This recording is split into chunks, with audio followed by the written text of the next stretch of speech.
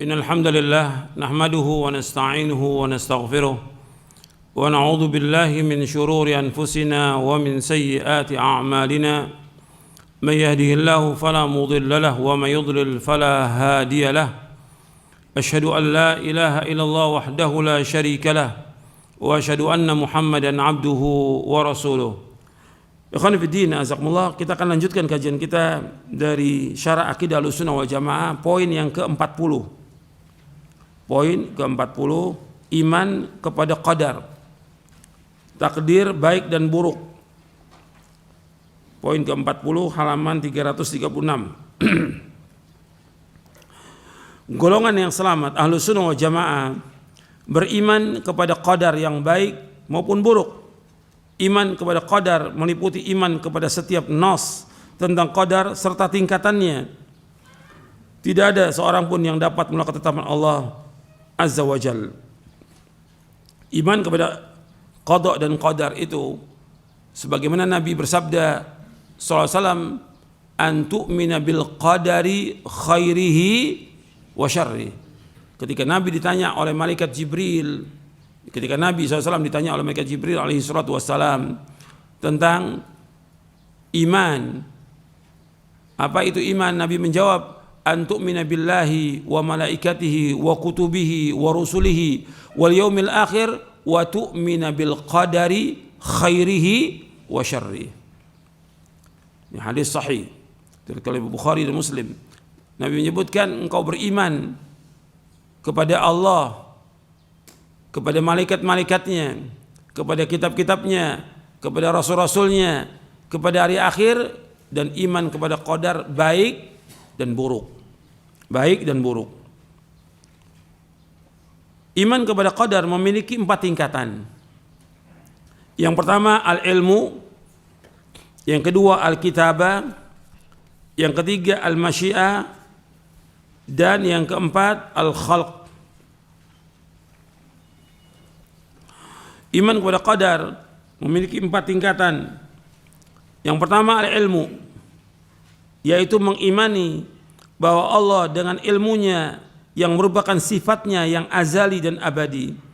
Allah Maha mengetahui semua yang ada di langit dengan seluruh isinya, juga semua yang ada di bumi dengan seluruh isinya, serta apa yang ada di antara keduanya, baik secara global maupun secara rinci, baik yang sudah terjadi maupun yang akan terjadi.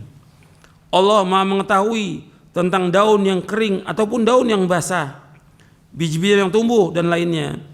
Allah Maha mengetahui semua yang gaib, dan Allah mengetahui segala amal perbuatan makhluknya.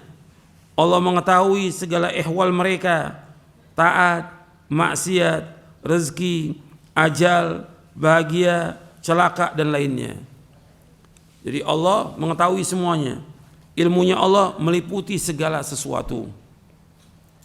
Qad ahata bikulli syai'in ilma. Arti ilmunya Allah meliputi segala sesuatu. Tentang luasnya ilmu Allah, Allah berfirman di dalam surah Al-An'am, surah yang ke-6 ayat 59. Wa indahu mafatihul ghaibi la ya'lamuha illahu wa ya'lamu ma fil barri wal bahr wa ma tasqutu min waraqatin illa ya'lamuha wa la habatin fi dhulumatil ardi wa la ratbin wa la yabisin illa fi kitabim mubin. Dan kunci-kunci semua yang gaib ada pada Allah. Tidak ada yang mengetahui melainkan Allah sendiri. Allah mengetahui apa yang ada di daratan dan di lautan. Tidak ada sehelai daun pun yang gugur yang Allah tidak mengetahuinya.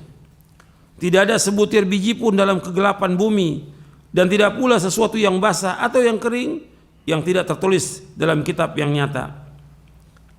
Artinya semua yang ada di langit, di bumi, semuanya sudah diketahui oleh Allah dan semua sudah tercatat di Lauh Mahfuz. Enggak ada satupun yang Allah tidak ketahui, enggak ada. Apapun yang terjadi, apa aja, itu Allah mengetahui. Itu perhatikan tuh, semua yang terjadi di langit dan di bumi Allah mengetahui. Enggak ada sesuatu yang terjadi yang Allah enggak tahu, enggak mungkin, tidak mungkin. Apa aja terjadi semuanya Allah mengetahui. Apakah umat Islam ini dalam kondisi senang, susah, diintimidasi, ada yang dibunuh, ada yang fakir, ada yang susah, adanya banjir, ada longsor, semuanya Allah tahu, semuanya. Dan itu pun berjalan semua dengan kehendak Allah, semuanya. Kita wajib mengimani itu. Jadi orang beriman, dia wajib mengimani semua yang berkaitan dengan masalah al-qada wal qadar. Makanya kita mengimani qadar itu baik dan buruk. Jadi Allah mengetahui. Makanya ketika kita ini susah, sulit, sakit, Allah tahu atau tidak? Tahu. Yang memberikan cobaan itu siapa? Allah. Jadi ngadukannya kemana? Kepada Allah. Sekarang banyak orang ngadukan kepada manusia. Ini menunjukkan kepada kebodohan. Apa yang menimpa kita, menimpa keluarga kita, menimpa masyarakat dan umat Islam, Allah Maha tahu. Dan Allah memberikan cobaan. Tapi kenapa dia adukan kepada manusia? Mesti ngadukan kepada siapa? Kepada Allah. Yang menghilangkan semua kesulitan itu Allah. Yang menghilangkan semua bencana, musibah, petaka hanya satu Allah. Dan Allah sebutkan dalam Al-Quran. Jadi harus kita ingat tuh, bukan diadukan pada manusia. Sekarang nih banyak orang yang dikasih cobaan sedikit sudah mengeluh pada manusia, sudah minta sumbangan pada manusia. Ini nggak punya harga diri, nggak punya muru'ah, nggak punya izzah. Nggak boleh dalam Islam seperti itu. Apa dia yang susah? Apa dia yang sakit? Semua orang tahu. Sampai di foto dia lagi sakit biar orang tahu. Nggak boleh dalam Islam seperti itu. Cukup dia sakit diadukan kepada Allah. Allah sedang uji dia. Apakah dia beriman tidak kepada takdir yang baik dan buruk? Allah sedang uji dia. Dengan itu, dengan kalau dia redho, dia sabar, Allah akan hapuskan dosanya. Allah akan angkat derajatnya. Mungkin dengan cobaan dan ujian itu Allah akan masukkan dia ke dalam sorga dengan sebab itu. Itu harus kita ingat. Bukan diadukan pada manusia. Sekarang kan banyak tuh. Ada kejadian gini. Oh ini ada penuntut ilmu. Bahkan ustadz lagi. Ustadz. Ini ustadz lagi susah. Kok lagi susah? Diceritakan pada orang. Waktu dia susah Allah tahu atau tidak? Allah tahu. Yang memberikan ujian dia susah siapa? Allah. Adukan kepada Allah. Allah pasti akan memberikan jalan keluar yang terbaik buat dia. Tapi jangan adukan kepada manusia, jangan. Karena Allah sebutkan dalam Al-Quran, "Wa may yattaqillaha yaj'al lahu makhraja wa yarzuqhu min haitsu la yahtasib." Barang siapa yang bertakwa kepada Allah, Allah bukakan jalan keluar bagi dia. Allah akan berikan rezeki dari arah yang tidak diketahui. Tapi dia harus bertakwa kepada Allah. Bukan dia mengadu pada manusia, minta-minta pada manusia. Itu menghinakan diri kepada manusia. Dia nggak percaya kepada tauhid rububiyah. Nggak yakin dia kepada rububiyah Allah, nggak yakin. Karena yang mengerjakan semua terjadi langit dan bumi, Allah yang kerjakan semuanya. Berbicara tentang qadar, berbicara tentang perbuatan Allah, tentang kekuasaan Allah. Al-qadar qudratullah.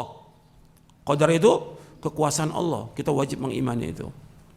Allah sedang coba kita dengan berbagai macam cobaan ujian, tapi adukan semuanya kepada Allah. Jangan adukan kepada manusia. Jangan mengharap pada manusia, jangan minta-minta kepada manusia. Ini prinsip dalam kita beragama. Dan itu yang mengajarkan Allah dalam Al-Quran dan mengajarkan Rasulullah SAW. Semua tahu. Jadi jangan antum sampaikan kepada orang ketika antum lapar nggak punya apa-apa. Allah tahu atau tidak? Tahu Allah. Kenapa diadukan manusia? Di WA, saya ini lagi susah, lagi sakit. Ustadz, kabarin ke murid-muridnya. Ini kan kebodohan. Ini menghinakan diri pada manusia yang tidak boleh dalam Islam, tidak boleh. Mana ada sahabat seperti itu? Lapar, ngadukan mereka, saya lapar. Nggak ada sahabat seperti itu. Yang kehidupan para sahabat lebih susah, lebih fakir, lebih miskin daripada kita sekarang ini. Susah kehidupannya. Tapi mereka sabar dengan apa yang Allah berikan. Karena Allah tahu tentang apa yang mereka tahu bahwa Allah ini mengetahui tentang apa yang mereka alami. Jadi jangan adukan kepada manusia, jangan. Adukan semuanya kepada Allah. Itu orang beriman. Kita bicara masalah iman dan ilmu kita ini manfaat atau tidak dengan ujian ini. Dan semua yang terjadi ini sudah tercatat di Lauh Mahfuz. 50.000 tahun Allah ciptakan. Makanya kita baca ini. Nggak akan berubah sudah. Apa yang di Lauh Mahfuz tidak berubah, tetap seperti itu. Yang hanya tahu hanya Allah, nggak ada yang tahu. Nabi-nabi, Rasul nggak ada yang tahu. Yang Allah tuliskan di Lauh Mahfuz. Yang kedua yaitu Al-Kitabah. Jadi yang pertama ilmu, yang kedua Al-Kitabah, yaitu mengimani bahwa Allah SWT telah mencatat seluruh takdir makhluk di Lauh Mahfuz. Nabi SAW bersabda, kataballahu maqadir al-khalaiqi qabla yakhluqas samawati wal arda bi 50 alf sana.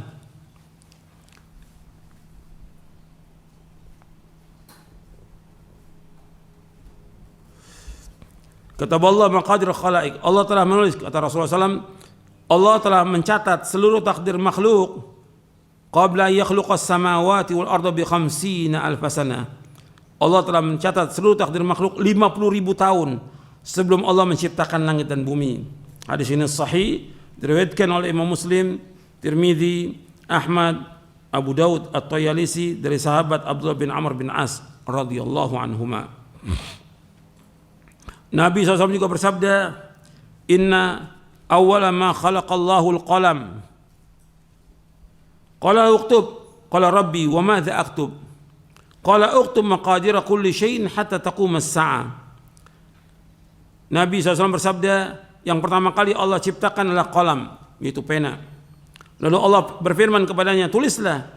Ia menjawab, wahai Rabbku, apa yang aku harus tulis?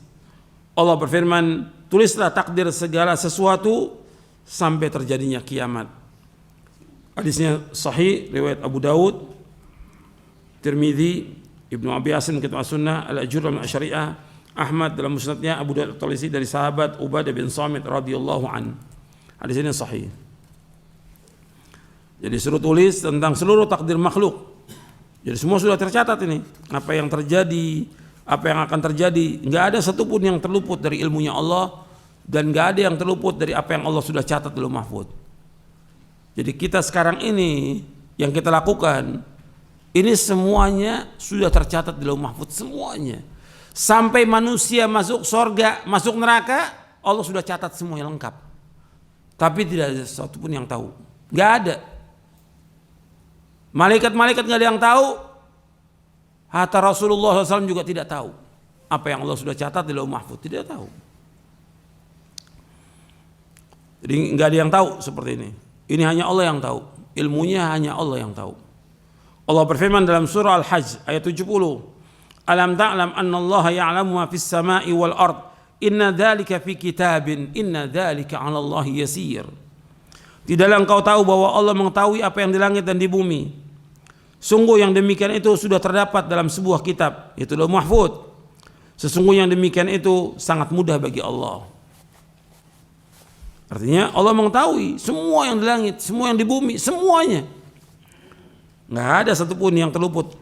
Tadi sudah kita bahas tentang ayat dalam surah Al-An'am ayat 59. Antum bisa bayangkan, nggak ada satupun daun yang jatuh di seluruh dunia ini.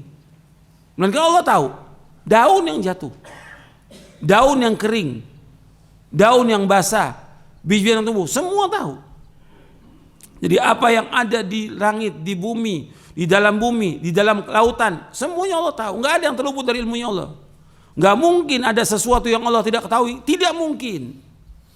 Kenapa? Ilmunya Allah meliputi segala sesuatu. Dan semua yang terjadi di langit dan di bumi, semua sudah tercatat di Lauh Mahfuz, semuanya. Apa aja?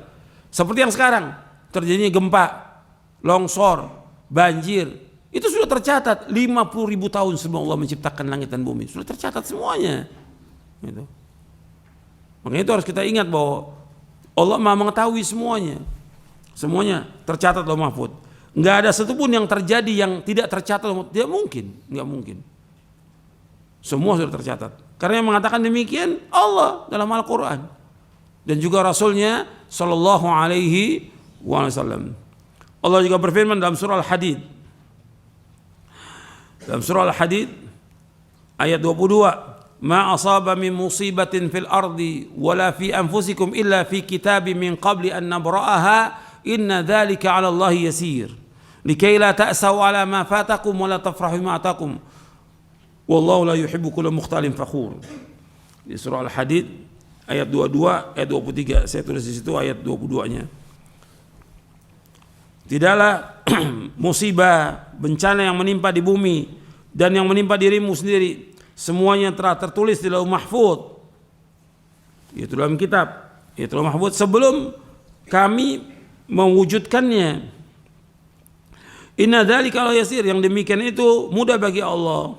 Likai la ta'saw ala ma fatakum, supaya kalian tidak berduka cita dengan apa yang terluput dari kalian. Wala tafrahu bima atakum, dan supaya kalian tidak bergembira dengan apa yang kalian peroleh.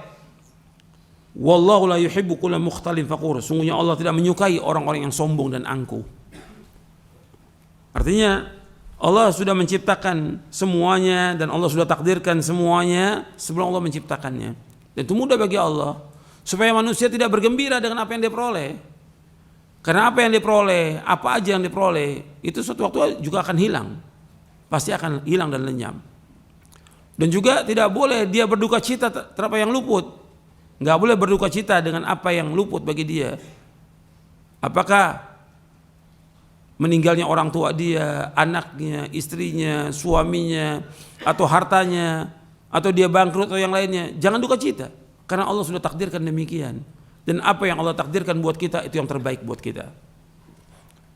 Jadi semua sudah tercatat di Lauh Mahfuz.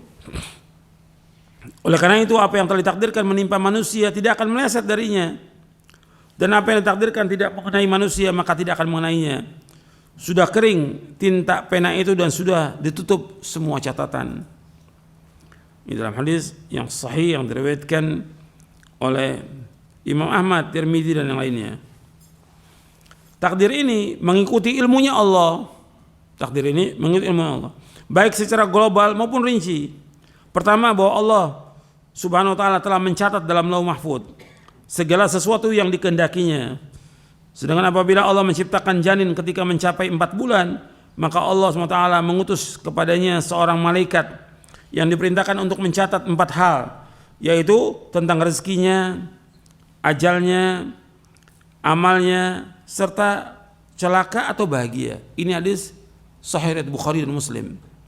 Artinya ketika janin itu berumur 120 hari di perut ibunya, ditiupkan ruh, ya 120 hari itu ditiupkan ruh, maka dicatat itu semuanya, rezekinya, ajalnya, amalnya, serta celaka atau bahagia. Jadi sudah tercatat. Orang beriman kalau sudah mengetahui ini, tenang dia. Makanya dikatakan oleh para ulama salaf bahwa mengimani qadar itu yudhibul hamma wal gham. Beriman kepada qadar itu menghilangkan kesusahan, kesedihan, kegundahan, akan hilang itu. Mengimani itu. Sudah ajal. Jadi kalau ada yang meninggal, ya sudah ajal, enggak usah takut. Ada penuntut ilmu meninggal, ada ustadz meninggal, ada syekh meninggal. Ya berarti udah apa ini? Sudah ajal, sudah waktunya. Enggak usah ditakuti. Dan kita pun akan apa? Mengikuti mereka. Kan ketika kita ada yang meninggal, kita ucapkan apa? Inna lillahi wa inna ilaihi raji'un. Sungguh kita milik Allah dan kita akan kembali kepada Allah. Berarti kita ini milik Allah semuanya. Yang sudah meninggal dan kita pun akan kembali kepada Allah. Makanya ketika kita masuk ke pemakaman, yang kita ucapkan apa? Assalamualaikum ahlad diyar minal mu'minin wal muslimin wa inna insyaallah bikum lahiqun. Nasallallahu lana wa lakumul afiyah. Jadi kita menyebutkan di sini bahwa kita ini akan mengikuti mereka.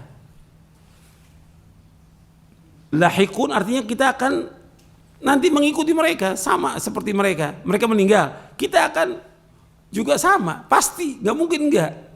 Tapi kenapa orang pada takut sekarang ini? Ada berita kematian takut. Nggak boleh orang beriman takut. Kita ini pasti akan mati. Yang perlu bagi kita sekarang ini mempersiapkan bekal untuk mati. Nggak usah takut, karena ajal sudah pasti ajal itu.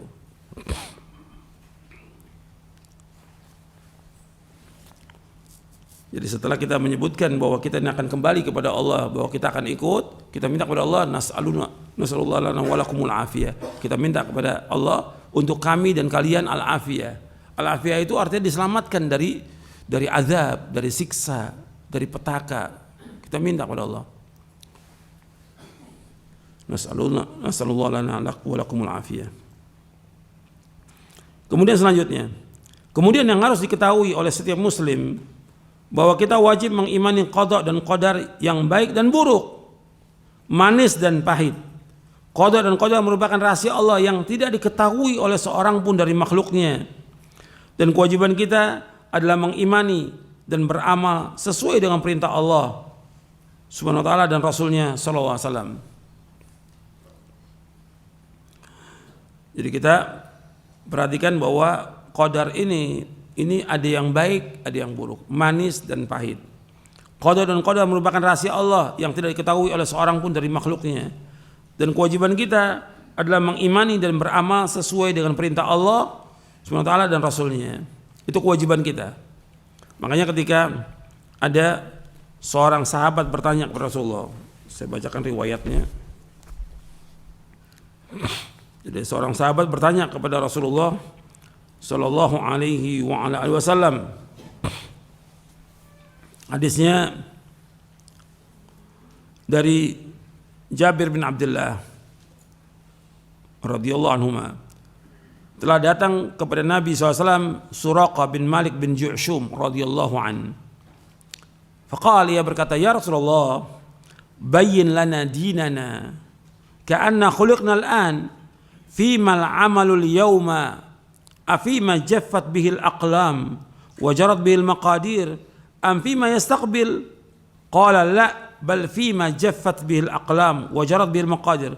Qala fa fima al-amal. Faqala i'malu fakullun muyassar. I'malu fakullun muyassar. Dalam riwayat yang lain disebutkan i'malu fakullun muyassarun lima khuliqa lahu. Kata Suraqah bin Malik bin Ju'shum radhiyallahu anhu, berkata, ya Rasulullah, jelaskan kepada kami agama kami ini seolah-olah kami diciptakan sekarang ini. Untuk apa amal hari ini yang kita lakukan ini? Apakah yang kita lakukan, amal-amal yang kita lakukan hari ini apa yang Allah sudah tuliskan di Lauh Mahfuz, yang sudah berjalan takdir, atau dengan apa yang akan datang? Kata Nabi, tidak. Yang apa yang kita lakukan hari ini, semua amal-amal itu berjalan dengan apa yang sudah dituliskan di Lauh Mahfuz dan sudah berjalan dengan takdirnya. Ditanya lagi oleh Suraqah bin Malik, fa fimal amal? Kalau gitu buat apa kita beramal? Kalau sudah ditakdirkan, buat apa kita beramal? Apa jawaban Rasulullah SAW? I'malu, beramalah kalian. Fakullun muyassar, semua sudah dimurahkan oleh Allah. Jadi suruh kewajiban kita apa? Mengimani takdir. Yang kedua apa? Beramal. Saya ulangi lagi, kewajiban kita mengimani takdir, kemudian yang kedua beramal. Bukan membahas, bukan. Kita nggak perlu bahas, sudah imani, sudah. Jadi kewajiban kita untuk mengimani semua yang ada itu. Maka dalam hadis-hadis banyak sekali penjelasan tentang masalah ini. Kita wajib mengimani semuanya dan kewajiban kita mengamalkan. Jadi harus kita perhatikan bahwa kita kewajibannya untuk mengamalkan. Gak usah kita pikirkan bagaimana tentang takdir kita nggak tahu, nggak ada yang tahu, siapapun dia nggak ada yang tahu. Tapi kewajiban kita mengamalkan, karena Allah sudah jelaskan dalam Al-Quran. Nabi sudah jelaskan jalan yang membawa manusia kepada kebahagiaan, sudah jelaskan lengkap. Jalan yang membawa manusia kepada celaka, ke neraka, sudah dijelaskan lengkap dalam Al-Quran dan Sunnah Nabi yang sahih. Lengkap semua. Al-Quran ini kitab petunjuk hidayah. Al-Quran ini hudan linnas, hudan lil muttaqin. Disuruh baca, pahami, diamalkan. Gitu. Bukan untuk dilakukan, bukan, tapi untuk diamalkan. Jelas tuh, yang membawa manusia ke surga sudah dijelaskan lengkap. Yang membawa manusia ke neraka sudah dijelaskan lengkap. Semua lengkap sudah. Nggak ada yang terluput. Makanya agama Islam ini sudah sempurna. Tinggal kewajiban kita mengimani dan kemudian mengamalkan. Ini penting dalam masalah kita beragama, penting supaya kita nggak bimbang dan nggak ragu, karena setan terus berusaha bagaimana meragukan kita. Setan. Tapi kewajiban kita mengamalkan, dan semuanya mudah, nggak ada yang sulit dalam agama. Nggak mungkin Allah menurunkan agama Islam yang akan menyusahkan manusia, tidak mungkin. Tidak mungkin. Agama semuanya mudah. Dan amal-amal syariat semuanya mudah, nggak ada yang sulit bagi manusia. Tidak ada, semuanya mudah. Nggak mungkin. Makanya Nabi bersabda, Inna hadza dina yusrun. Sesungguhnya agama Islam ini mudah. Agama Islam mudah. Nggak ada sulit, nggak ada yang susah. Dan semuanya yang membawa manusia ke sorga itu sudah jelas dan mudah, nggak sulit. Yang membawa ke neraka juga sudah jelas, dijelaskan dalam Al-Quran dan Sunnah. Allah ulang-ulang dalam Al-Quran banyak sekali. Ayat-ayat yang menjelaskan tentang sorga banyak sekali. Ayat yang menjelaskan tentang neraka jelas sekali. Tinggal kita berusaha bagaimana kita mengamalkannya. Ketika sudah tahu itu kemudian tetap kita mengambil jalan menuju neraka, yang salah kita. Yang salah kita. Karena kita punya kehendak. Makanya kita bahas yang selanjutnya al-masyiah. Kehendak. Jadi manusia ini punya kehendak. Dia bisa pilih. Umpamanya ada pengajian, mau ngaji dan tidak mau ngaji, dia punya kehendak. Dia nggak mau ngaji, ya berarti memang dia nggak mau. Ada amal soleh, dia tidak mau amalkan. Ada perbuatan baik, dia nggak mau amalkan. Dia punya kehendak. Ketika dia diazab oleh Allah karena perbuatannya dia, nggak bisa. Ya Allah, Engkau sudah takdirkan dalam mahfuz. Siapa yang tahu dalam mahfuz? Nggak ada yang tahu. Engkau takdirkan saya begini. Nggak ada yang tahu. Dari mana dia tahu? Orang. Jadi nggak boleh orang itu menggunakan takdir dalam perbuatan dosa dan maksiat, nggak boleh. Kalau musibah boleh. Musibah umpamanya terjadi banjir, ini takdir Allah, betul. Kemudian anaknya dia meninggal, takdir Allah, betul. Dalam masalah musibah. Kalau menggunakan takdir dalam masalah maksiat nggak boleh. Saya nggak sholat karena takdir Allah. Saya mencuri takdir Allah. Orang berzina takdir, nggak boleh. Tidak boleh. Dosa besar. Tapi kalau masalah musibah boleh dia mengatakan ini takdir Allah. Kemudian yang ketiga al-masyiah, kehendak.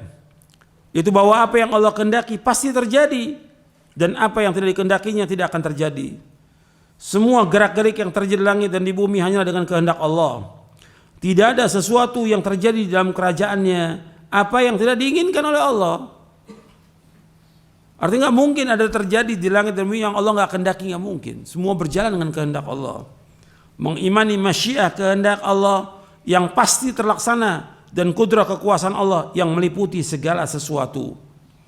Tentang hal ini Imam Asy-Syafi'i rahimahullah berkata, kata beliau, ma syi'ta kana wa illam asya' wa ma syi'tu illam tasha' lam yakun khalaqtal ibada ala ma 'alimta fa fil ilmi yajri al fata wal musin ala dha mananta wa hadha khadalta wa hadha a'anta wa hadha lam tu'in fa minhum syaqiyyun wa minhum sa'id wa minhum qabihun wa minhum hasan. Jadi disebutkan oleh Imam Syafi'i, ma syi'ta kana wa illam asya' wa ma syi'tu illam tasha' lam yakun. Apa yang kau kehendaki pasti terjadi, kendati aku tidak mengendakinya. Sedangkan apa yang aku kehendaki, jika tidak engkau kehendaki, pastilah tidak terjadi. Khalaqtal ibada ala ma 'alimta fa fil ilmi yajri al fata wal musin. Telah engkau ciptakan hamba-hamba sesuai dengan apa yang engkau ketahui. Di dalam ilmu berlangsung kehidupan orang muda dan orang tua. Ala dha mananta wa hadha khadalta wa hadha a'anta wa hadha lam tu'in. Kepada ini engkau anugerahkan dan ini engkau terlantarkan. Ini engkau tolong dan ini engkau tidak tolong. Faminhum syaqiyyun wa minhum sa'id wa minhum qabihun wa minhum hasan. Di antara mereka ada yang celaka dan di antara mereka ada yang bahagia. Di antara mereka ada yang buruk, di antara mereka ada pula yang baik. Ini penjelasan Imam Syafi'i rahimahullah di dalam Diwan Imam Syafi'i, dijelaskan juga dalam kitab Manhajul Imam Syafi'i fi Itsbatil Aqidah. Jadi Allah yang Maha Adil dan Allah Maha Bijaksana. Allah memberi karunia kepada siapa yang Allah kehendaki dan Allah menahan dari siapapun yang Allah kehendaki. Allah memberi kekuasaan kepada siapa yang Allah kehendaki dan Allah menghinakan siapapun yang Allah kehendaki. Jadi semua sudah Allah kehendaki. Nggak mungkin ada terjadi yang Allah nggak kehendaki, nggak mungkin. Allah Al-Alim, Al-Hakim, Al-Qadir berfirman, "Qulillahumma malikal mulki tu'til mulka man tasha' wa tanzi'ul mulka mimman tasha' wa tu'izzu man tasha' wa tudhillu man tasha' biyadikal khair innaka 'ala kulli syai'in qadir. Tulijul laila fin nahari wa tulijul nahara fil lail wa tukhrijul hayya minal mayt wa tukhrijul mayta minal hayy wa tarzuqu man tasha'u bighairi hisab." Katakanlah Muhammad, wahai Rabb, pemilik kekuasaan, engkau berikan kekuasaan kepada siapa yang engkau kehendaki. Engkau cabut kekuasaan dari siapa yang engkau kehendaki. Engkau muliakan siapa yang engkau kehendaki. Dan engkau hinakan siapa yang engkau kehendaki. Di tangan engkaulah segala kebajikan. Sungguh engkau maha kuasa atas segala sesuatu. Engkau masukkan malam ke dalam siang. Engkau masukkan siang ke dalam malam. Engkau keluarkan yang hidup dari yang mati. Engkau keluarkan yang mati dari yang hidup. Dan engkau berikan rezeki kepada siapa yang engkau kehendaki tanpa perhitungan. Dalam surah Al-Imran ayat 26-27. Untuk melihat di sini Allah menyebutkan bahwa Allah memberikan kekuasaan kepada siapa yang Allah kehendaki. Dan Allah cabut dari siapa yang Allah kehendaki. Allah muliakan siapa yang Allah kehendaki, Allah hinakan semua siapa yang Allah kehendaki. Allah menyebutkan dengan kalimat di sini yaitu kalimat man tasya. Qulillahumma malikal mulki tu'til mulka man tasya. Apa yang Allah kehendaki. Adanya penguasa yang zalim, Allah kehendaki atau tidak? Saya ulangi lagi. Adanya penguasa yang zalim, Allah kehendaki atau tidak? Allah kehendaki. Allah yang kehendaki. Tentunya apa yang Allah kehendaki banyak hikmahnya, Adanya Firaun, ya Allah yang kehendaki ada Firaun. Adanya iblis, Allah yang kehendaki adanya iblis. Adanya orang kafir, Allah yang kehendaki adanya orang kafir. Tapi semua ada hikmahnya. Dan semua perbuatan Allah itu baik semuanya. Kenapa? Allah ciptakan itu ada kehendak yang lain. Ada yang murni baik diciptakan oleh Allah. Seperti malaikat murni baik. Nabi-nabi murni baik. Tapi ada yang diciptakan memang jelek, murni jelek. Seperti iblis, orang kafir, murni jelek. Tapi Allah yang menciptakan, Allah yang menghendaki. Seperti itu. Tapi juga ada hikmahnya. Makanya ketika berbicara tentang kekuasaan, Allah memberikan kekuasaan kepada siapa yang Allah kehendaki. Kadang-kadang kekuasaan orang-orang yang zalim itu lama. Bisa puluhan tahun. Firaun zalimnya luar biasa. Mengatakan dirinya sebagai Tuhan. Tapi tetap ada dakwah dari Nabi Musa dan Nabi Harun alaihissalam. Dan tetap dia demikian sampai dia mati dalam keadaan kafir. Seperti itu. Ada banyak hikmahnya agar manusia kembali kepada Allah. Jadi semua yang Allah takdirkan ini itu penuh dengan hikmah. Semua banyak hikmahnya. Puluhan hikmah. Nggak bisa dihitung kata Imam Al-Qayyim. Kalau kita mau cari tentang hikmah Allah, ribuan hikmah yang bisa kita ambil dari semua yang Allah takdirkan, yang Allah ciptakan, yang Allah kehendaki semuanya ini. Jadi orang yang beriman itu melihat seperti itu, ya ini kehendak Allah dan kekuasaan Allah. Berbicara tentang kekuasaan, tentang penguasa, raja atau yang lainnya, ini Allah berbicara tentang kekuasaan Allah. Kewajiban kita adalah bersabar terhadap kezaliman. Itu seperti itu. Jadi sebelumnya sudah ada penguasa yang zalim. Yang kita kewajibannya apa? Sabar. Sabar. Makanya di sini berbicara tentang kekuasaan Allah, kekuasaan yang Allah berikan itu ya dengan kehendak Allah. Kadang banyak kita lihat penguasa-penguasa yang zalim membunuh kaum muslimin, bukan satu, bukan dua, ratusan ribu, mungkin sudah jutaan sekarang ini. Contohnya seperti Syria, Bashar Assad. Orang semuanya bilang kok nggak mati-mati dia, sampai sekarang nggak mati-mati. Ini berjalan dengan kehendak Allah, tentu ada hikmahnya. Kenapa Allah tetapkan dia seperti itu? Ada hikmahnya. Dan juga ada sebabnya yang kaum muslimin mesti mengambil pelajaran. Sebab asalnya itu untuk ingat, kenapa terjadi demikian sampai puluhan ribu, ratusan ribu. Hancur sudah semuanya. Itu awalnya apa? Awalnya kaum muslimin gak sabar. Dan harus ingat nih, awalnya kaum muslimin gak sabar. Apa? Demo kepada penguasa. Tuh ingat tuh, demo kepada penguasa. Akhirnya apa? Ya penguasa gak mau didemo, gak mau diberontak oleh rakyatnya. Yang ada terus pembunuhan kaum muslimin sampai hari ini belum selesai itu. Maka ini disuruh ketika menghadapi penguasa yang zalim, jahat, disuruh apa oleh Rasulullah SAW? Disuruh apa? Sabar, sabar. Yang penting kita melaksanakan ibadah kepada Allah, menjauhkan perbuatan maksiat, sabar. Jadi jangan kemudian kita seperti saya bisa mampu melengsarkan. Ini kekuasaan berkaitan dengan kekuasaan Allah. Penguasa ini diberikan oleh Allah kekuasaan sebagai cobaan ujian buat dia. Karena kita mau lengsarkan apa yang Allah sudah berikan. Bagaimana? Ini masa kekuasaan Allah yang kita harus sabar. Dan sebelum kita banyak, atau di zaman sahabat tabi'in banyak. Dulu ada namanya Hajjaj bin Yusuf dulu. Itu belum lama waktunya setelah Khulafaur Rasyidin meninggal, datang kekuasaan yang kemudian di situ ada gubernurnya Hajjaj bin Yusuf yang membunuh kaum muslimin, kurang lebih 120.000 kaum muslimin dibunuh. Bukan sekaligus, terus banyak orang-orang yang baik dibunuh. Tapi berjalan dengan kehendak Allah. Mengenai kewajiban kita untuk sabar. Dan Allah mengendaki semuanya ini, apa yang terjadi, baik dan buruk berjalan dengan kehendak Allah.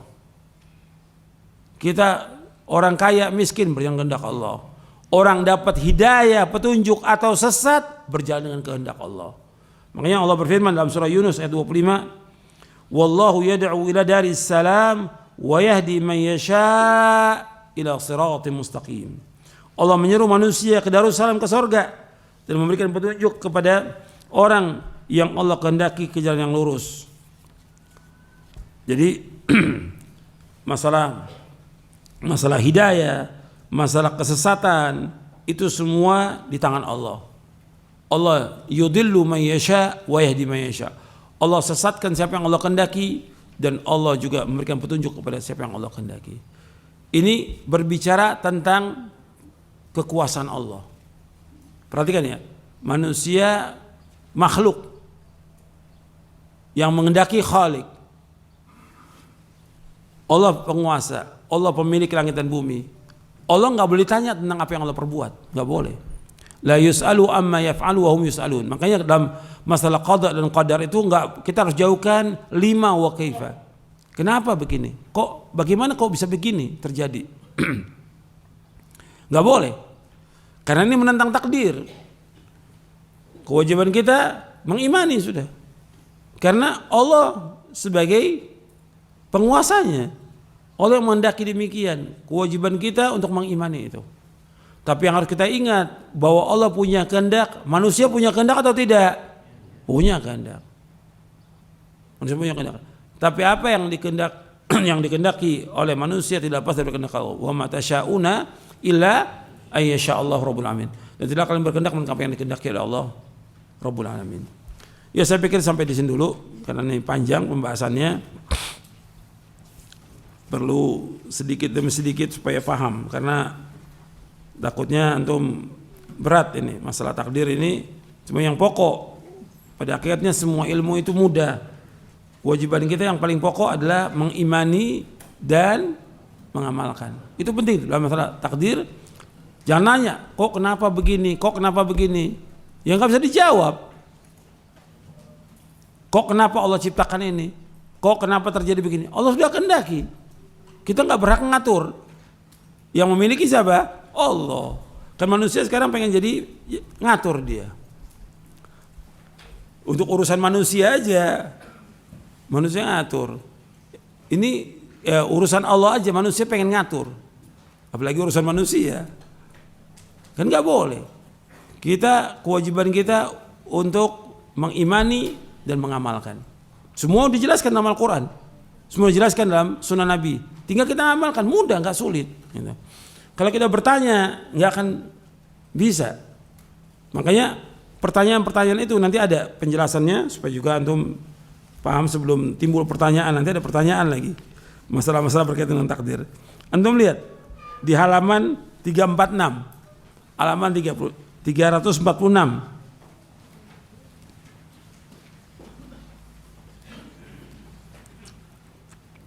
Kata Imam Abu Ja'far At-Tahawi rahimahullah yang wafat tahun 321 Hijriah, beliau berkata, takdir adalah rahasia Allah. Takdir adalah rahasia Allah yang tidak dapat diketahui oleh hambanya. Tidak dapat diketahui oleh hambanya. Tidak dapat diselidiki baik oleh malaikat yang dekat dengan Allah ataupun nabi yang diutus. Memberat-beratkan diri, itu takalluf, untuk menyelidiki hal itu adalah jalan menuju kehinaan. Terhalangnya ilmu dan membawa kepada sikap melewati batas dan penyelewengan. Waspada dan berhati-hatilah terhadap seluruh pendapat, pemikiran dan bisikan-bisikan yang jelek tentang takdir. Sesungguhnya Allah Jalla Jalaluhu telah menutup ilmu tentang takdirnya agar tidak diketahui oleh makhluknya dan melarang mereka untuk mencoba menggapainya.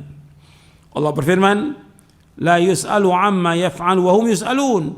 Allah tidak ditanya tentang apa yang Allah kerjakan, tetapi mereka lah yang akan ditanya. Barang siapa yang bertanya, kenapa Allah melakukannya?